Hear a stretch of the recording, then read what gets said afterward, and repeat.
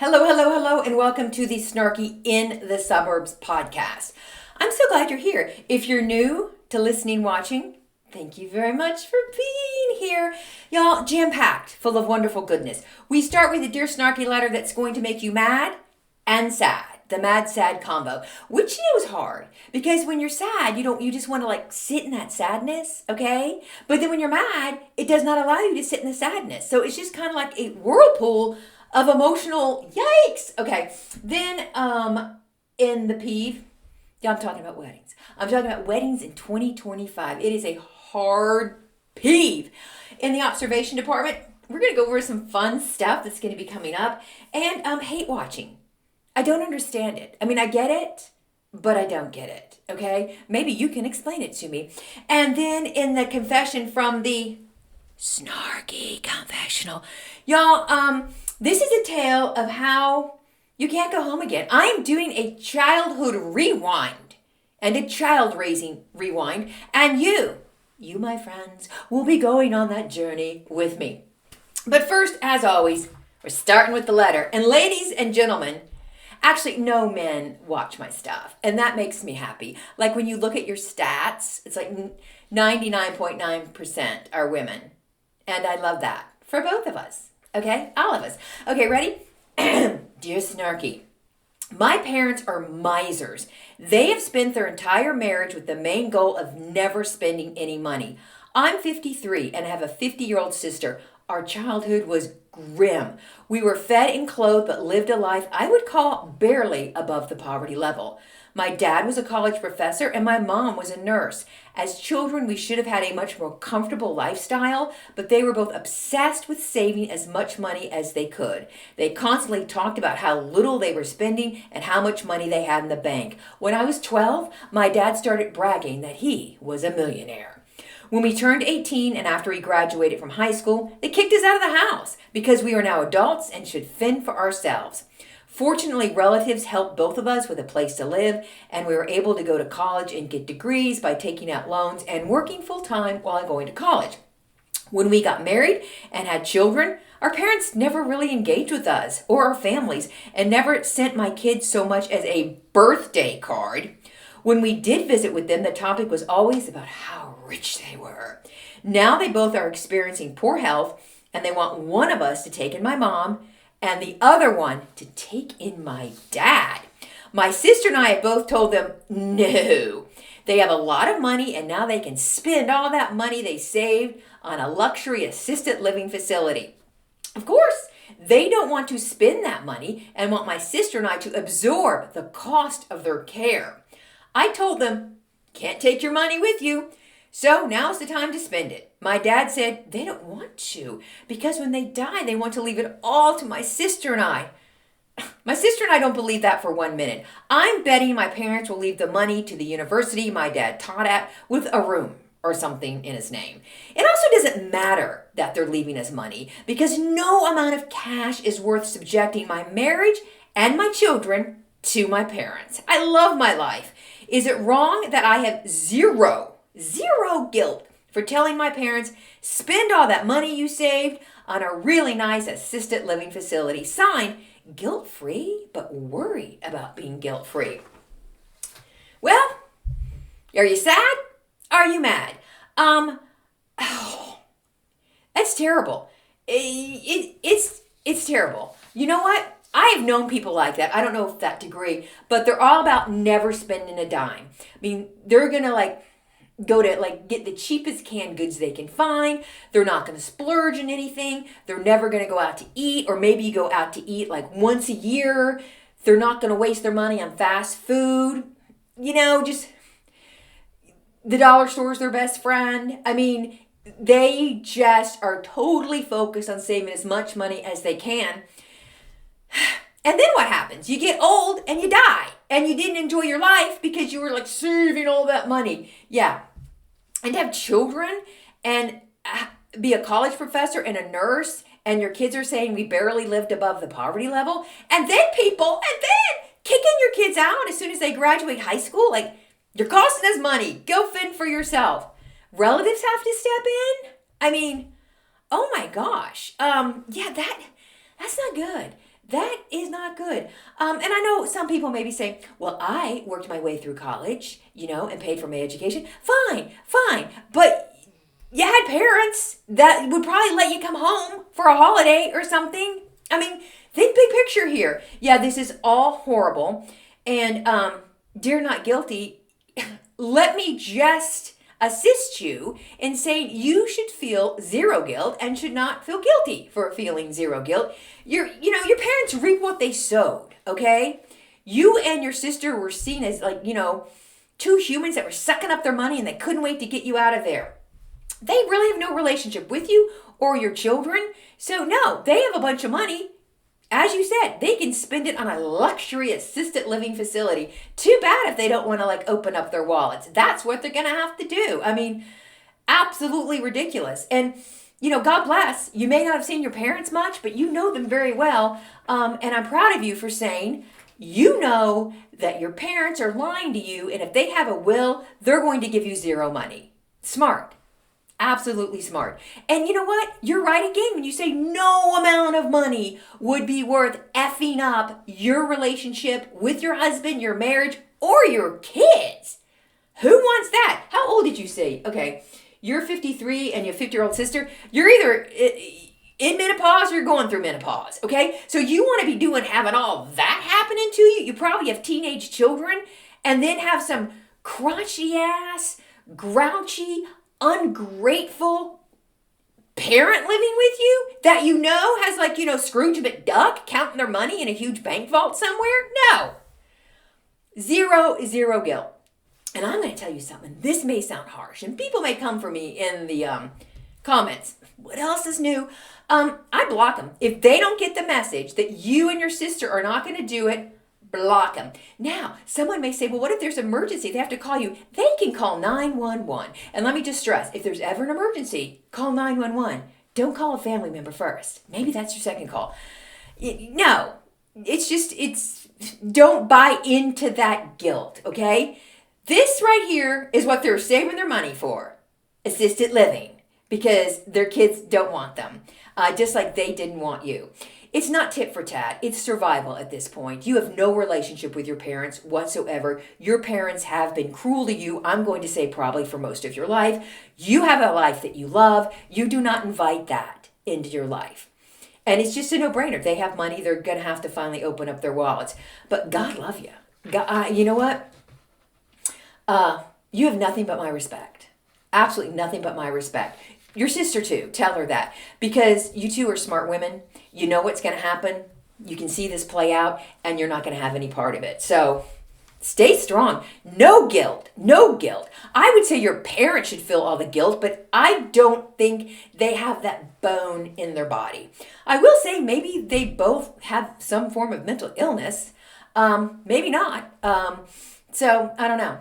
And you know what? Even if they do have a form of mental illness, they can work that out at a luxury assisted living facility. That's not your issue to work out with them. But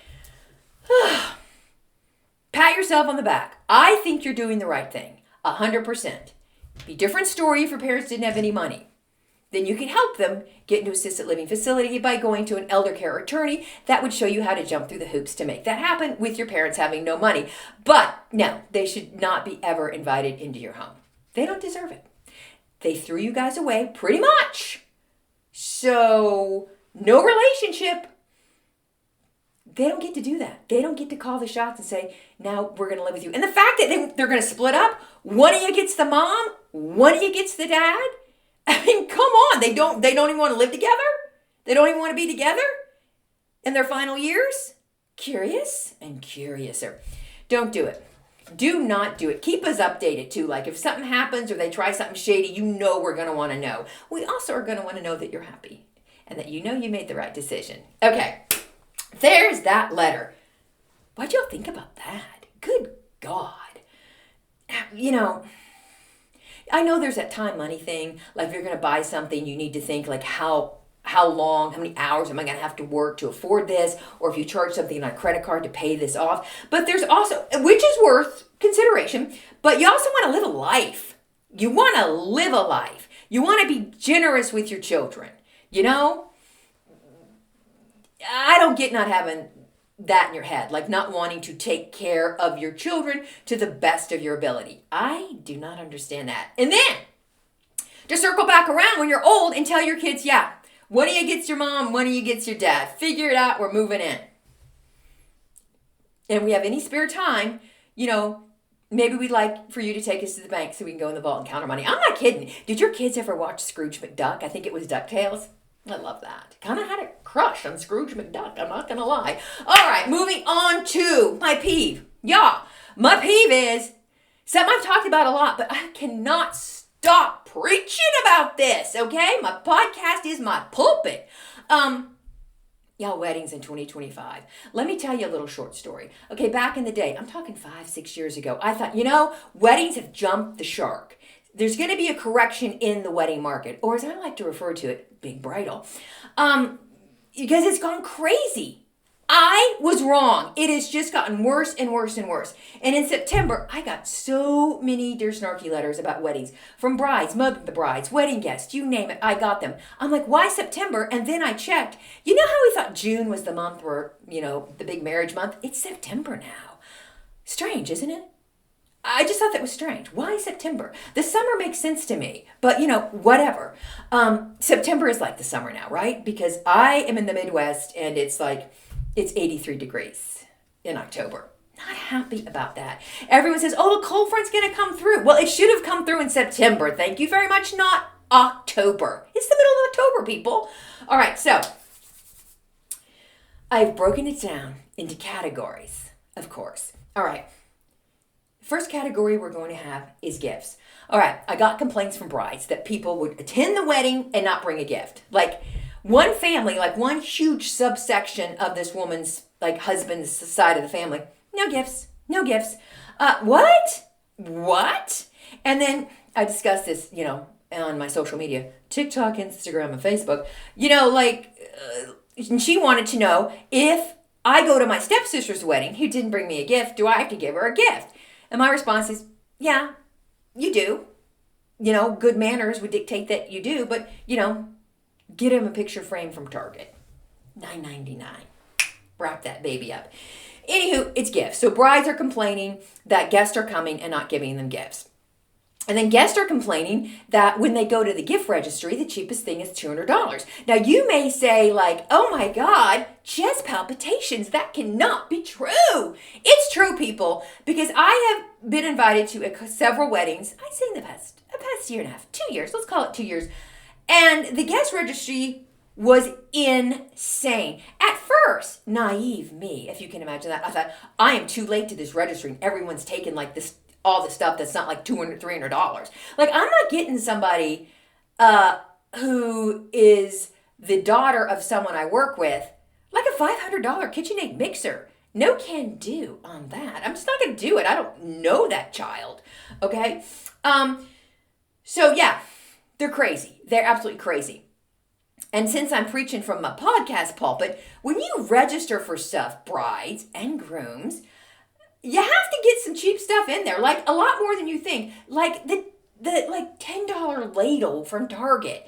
Put some stuff in there. Also, your peer group, if you're a Zoomer or a late millennial, 20s, people are having problems finding jobs. If people get jobs, they've got to save all that money for their rent and, their student loan payments. They're not going to get you anything $200. Let them get you a colander or a strainer, okay, and a ladle, and a spatula, and that's your gift, okay? It's under $20. Be happy, let them give you something that's not outrageously expensive. So that's the guest gripe. Another bride gripe, and this one angers me, people. Guests taking gifts to a wedding. Brides hate that, okay? Brides told me they hate it. It's a big pain in the butt. I get it. But you know what you're going to do? Your Aunt Susie Q, who's been looking for something to do, Aunt Susie Q, at the reception, you just stand there. We're going to do a little gift table, and you're in charge of the gifts. Aunt Susie Q will love that. It's no reason to be rude to people. So that's what you need to do, okay? You just need to, and then people are mad, okay, back to the registry when people get gifts not on the registry because it's not what they wanted. Too bad, okay? Get over your bad self. All right, now thank you notes. Y'all, I've exhausted this topic on social media. I am now visiting it quickly because, weddings 2025 are my peeve. No one's writing thank you notes anymore. They've gone the way of the dinosaur, the dodo bird, you pick. If you want the traditional thank you note, okay, that's on really nice stationery, which I got, and when I got married, albeit 41 years ago, is it 42? I don't know, but you would get really nice stationery because that was like fun. Like that's the only way I can, I got to write these thank you notes. Ugh, I'll use this cute stationery. It helped me write the thank you notes.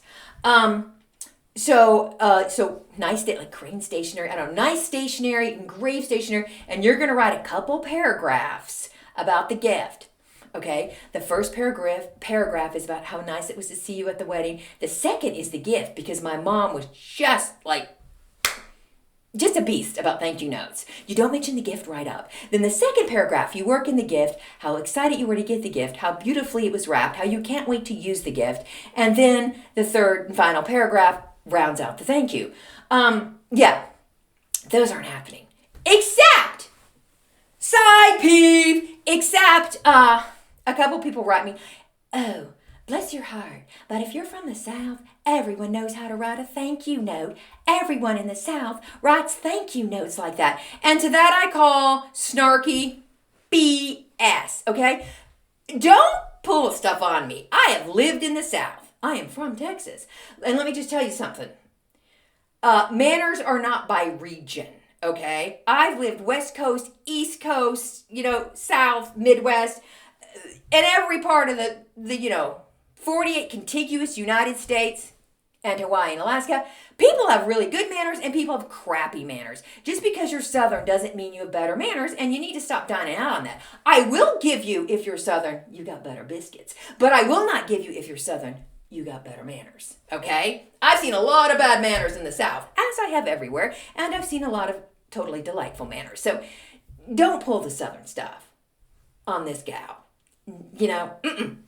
I've got Southern experience that I speak of. So there's that. And don't pull, bless your heart. No, not falling for it. Okay, we're coming back into the peeve. Then there's guests that are mad about the no kids. Get over yourself, okay? I am fully behind a bride and groom deciding they don't want kids at their weddings. I've been to too many weddings that kids have totally messed up because their parents are idiots. So let me rephrase that. The kids haven't messed up the wedding. The parents have. Screaming baby, don't leave the church. Just sit there with the screaming baby. Oh my God. Kids running wild because at the reception doing like naughty stuff because the parents are drinking and not watching them or thinking, oh, everybody's watching. Especially, I have found this to be true, people. If you are at like a wedding or something where there's a lot of extended family, sometimes some parents think, oh, there's so much extended family, they're going to watch the kids. I can just go off and do my thing. And by that, I mean, gulp, gulp, whatever, drinky poo. And so no one's really watching the kids, which is very dangerous, very dangerous. So if someone sends you an invitation and says no kids, you don't bring your kids. Okay, here are your choices. Don't go because you can't bring your kids. Get a sitter. That's it. That's it. If you're so upset over not having kids at the wedding. And I am also going to hypothesize, and by that I mean state correctly, that the people that always want to bring their kids to stuff have kids that are not well behaved. And if I go to an adult party and I see a kid there, I'm already bummed out. I'm like, oh God, it changes everything, okay? Some weddings, people love having kids. That's great. That's their choice, Some weddings, they provide childcare. But the bride and groom should not have to provide childcare if they say no kids. Just don't bring your kids. Also, sidebar peeve, people that bring their kids, okay, and there's childcare, their kids don't stay in the childcare. They get their kids for pictures, and then their kids start running around. So, sorry, I don't even think that works. So, no kids, I'm for it. If that's what the bride and groom want, fine. Dress code. Okay, y'all.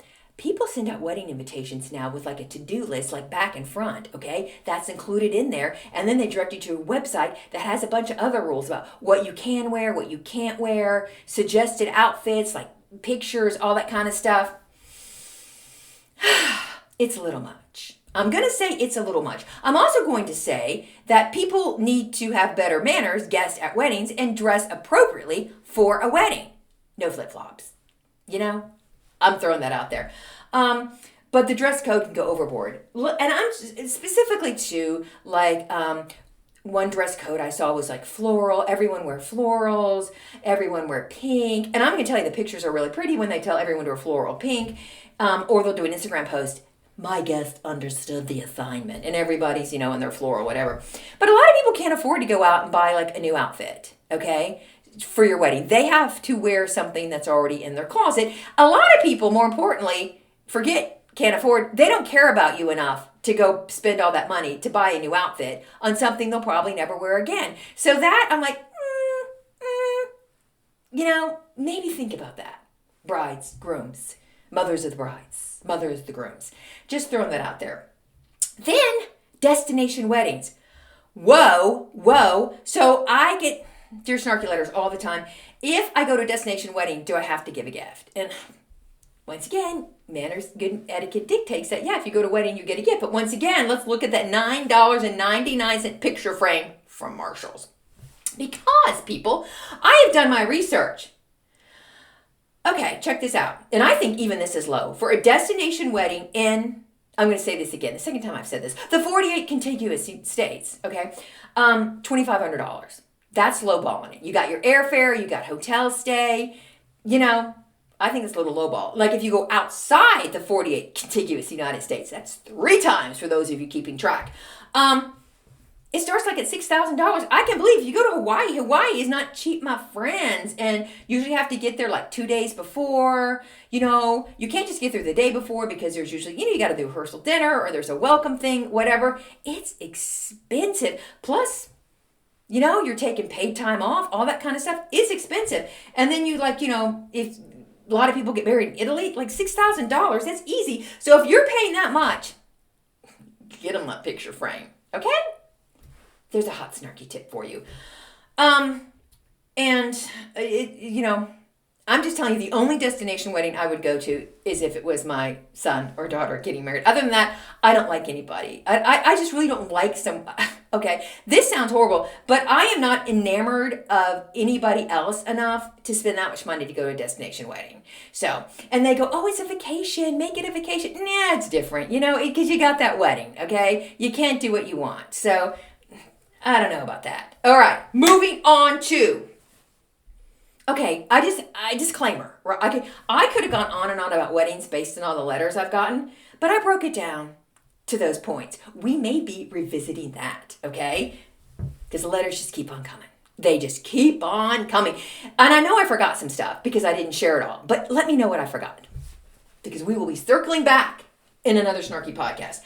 Okay, my observation is 2 things. This is a fun one, so let's go with this first. Oh, hold on.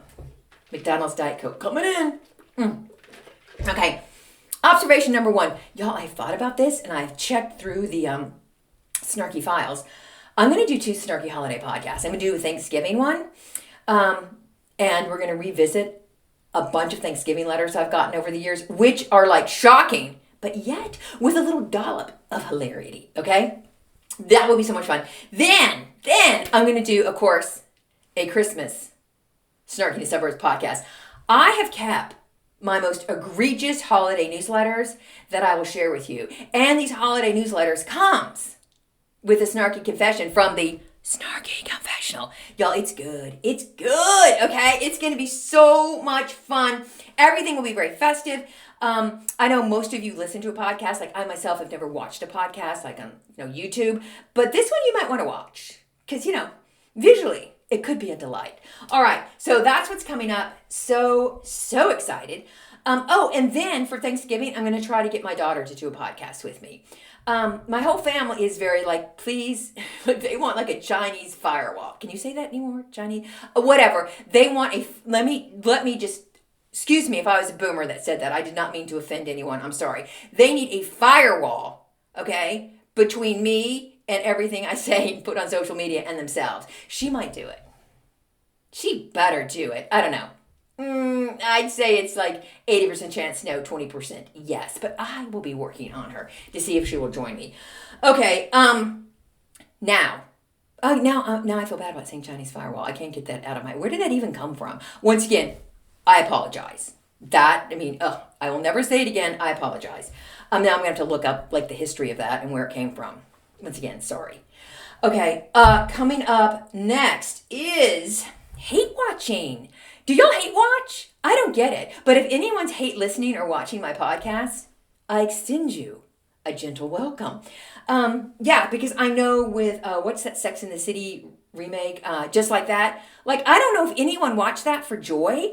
Everyone was hate watching. There are podcasts based on hate watching, and Just Like That. So the Sex and, the City. 20 years later? Even more than that. I don't get hate watching.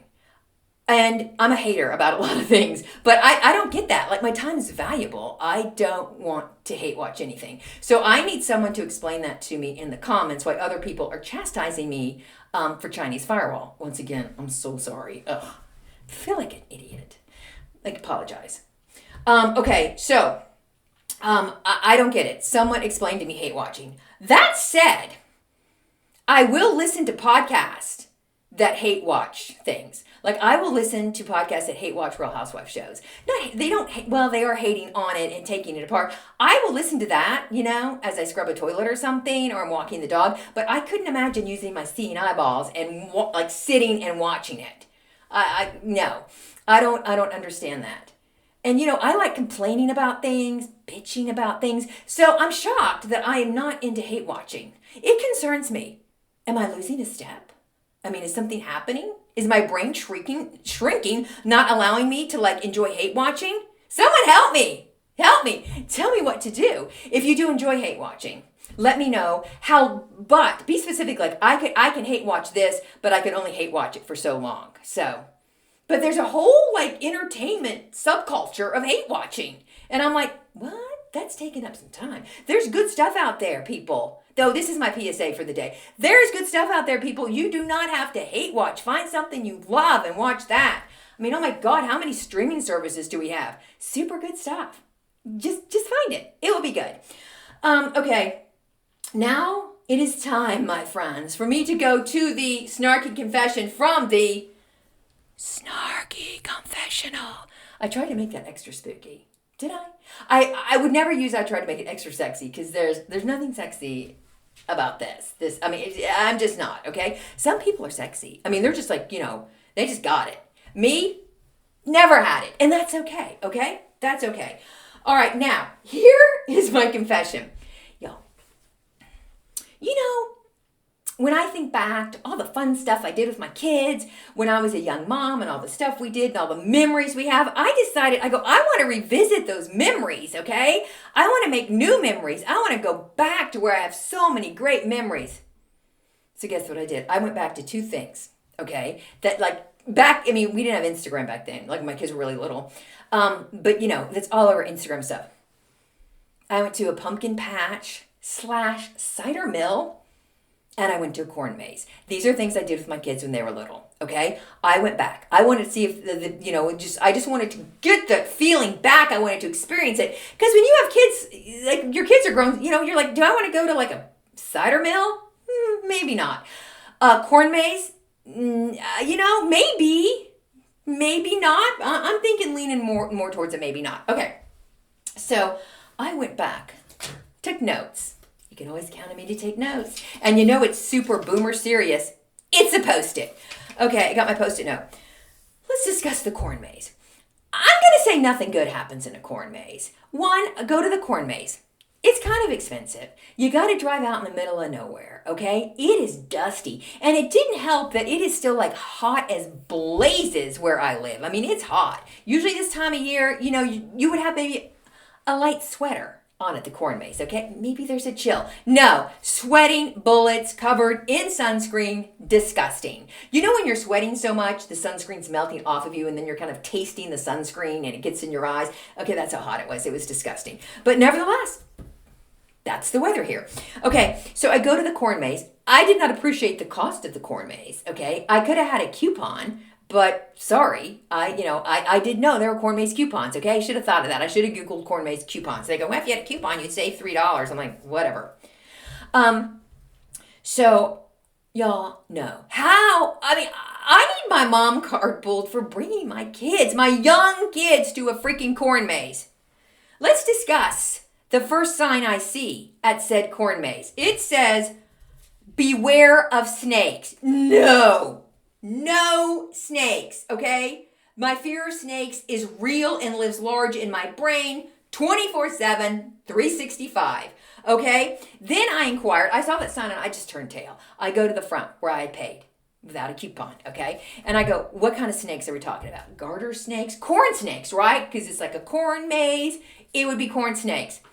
No, we need you to be careful for copperheads. Absolutely not. The copperhead, lethal. I'm a Texas gal. I know my snakes. No on the copperhead. I go, I'm paying you to walk into the nest of copperheads? Oh, I think not. They're like, well, no, we just have to put that. Not a lot of people see them. Not a lot. It should be zero. Goose egg people see them. And I didn't even have my ankles covered. If you go where any snakes are, you want to have like high sock. You want to have snake guards on, people. That's what you want to wear. But because I was on a quest, I said, right, or I'm sure there's not copperheads or this place would be shut down in the middle of nowhere, okay? So I'm looking for copperheads. I myself did not see a copperhead. But let me just tell you, a corn maze is a rodent condo. Rodents everywhere. Okay, I don't like rodents either. Okay, field mice, maybe Disney movie. Are they cute? Yes. In real life? No. And then a guy screams. Okay, I'm not with anybody, people. I'm solo. Oh my God, that was a rat. No! Let's do the math. Rat plus copperhead equals me running for my literal life, okay? Booked it out of there. Absolutely not. And then the whole time I'm running, I'm like, something's on my ankles. Yeah, it was awful. Absolutely awful. And I didn't get all the way through the corn maze. And let me tell you, looking through the eyes of an old, bitter 64-year-old woman, corn mazes, overrated, okay? Overrated. And I can't believe I took my children. I owe my children a formal apology for taking them to a corn maze. Meanwhile, people are taking pictures with their young kids and stuff, and I'm like, oh my God. All of us, parenting cards pulled. You should be running for your life, grabbing those children and fleeing the area. It was terrible. And it was sweaty. Did I mention I was hot and sweaty? Did I mention sunscreen was in my eyes? It was awful.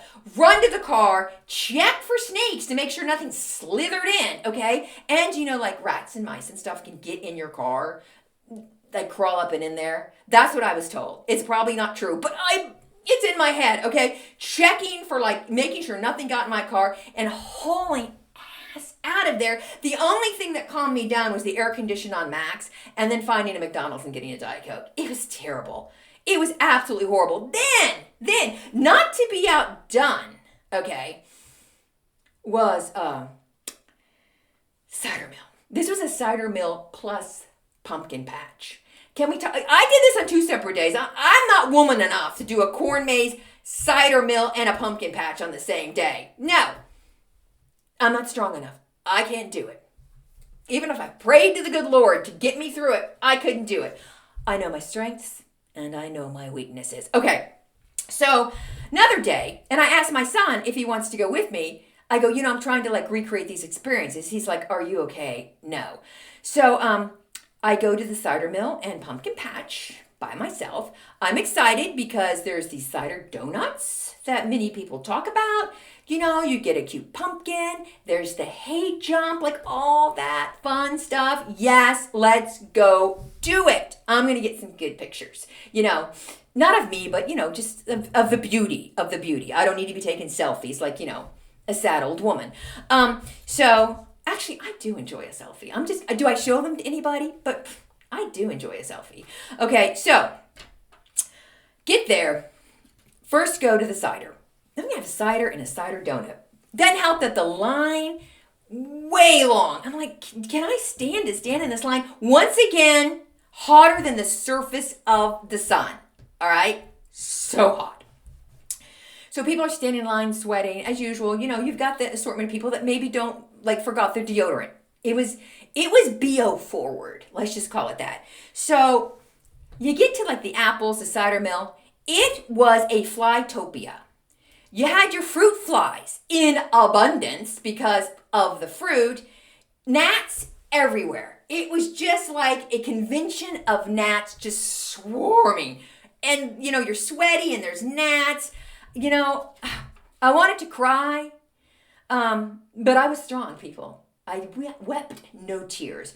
Then you got something called drain flies. I'm standing there like doing this, and then this guy starts talking to me. He's there with his family, and he goes, yeah, a bunch of drain flies. I'm like, sir, please explain a drain fly. And he went on and on about these drain flies, and it just made me feel woozy, okay? And he's talking, and I'm swatting at gnats and other flies circling my head, and then thinking about drain flies. And the drain flies get in the cider.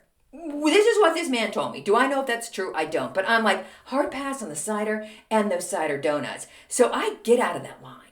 And then I'm going to go to the pumpkin patch.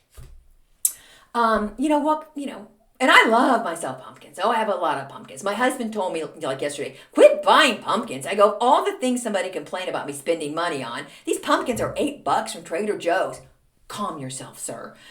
No. That pumpkin patch, mice again, rats again, and woodchucks. I'm telling you, it was a rodent rager, okay? Yikes. Couldn't do it. This time I was smart and I made sure my legs were covered. Cause I didn't think there'd be snakes, but I'm not exposing my ankles. If there's any kind of bites, I want them to have to chew through something to get to me. No, could not do it. Couldn't do it. I tried to find the joy in it, but once again, I felt like I was a bad mom. I'm telling you right now, sorry, my nose is itching. Back to me. I'm telling you right now, I still feel bad that I took my kids to this. And and we went on field trips to this, to these ciders and pumpkin patches and stuff. And, and in my memory, my flawed memory about the experience, okay, it was so much fun and it was so festive and oh my gosh, fall's here. This is why kids are good, because you do stuff with kids and you just get in a certain mindset, and it disguises. It disguises the yuck and brings the joy. So I don't recommend doing that without a child. You need a child to get through those experiences, but once you go by yourself and you realize you got a rodent rager in the pumpkin patch, it's Flytopia by the cider mill, and oh my God, the corn maze, rodent condos, and copperheads coming for you. Couldn't do it. It was horrible. Go home, tell my family. My husband's like, well, you don't have to say you can't go home again. You can't recreate those memories. And then my son had the unmitigated nerve to say to me, his loving mother, Mom, I remember those things. You bitched the whole time. I'm like, no, I was not that kind of mom. He goes, you bitched, you complained, you were jumping over stuff, you kept on saying you saw something, you kept, be careful, don't, you can't do the hay jump, which they did anyways. But what if there was a rodent colony underneath the hay? I don't know. But now I'm thinking I have made up a memory of what happened. And what really happened is I was just, a frightened bitch the whole time that my kids were little and doing it.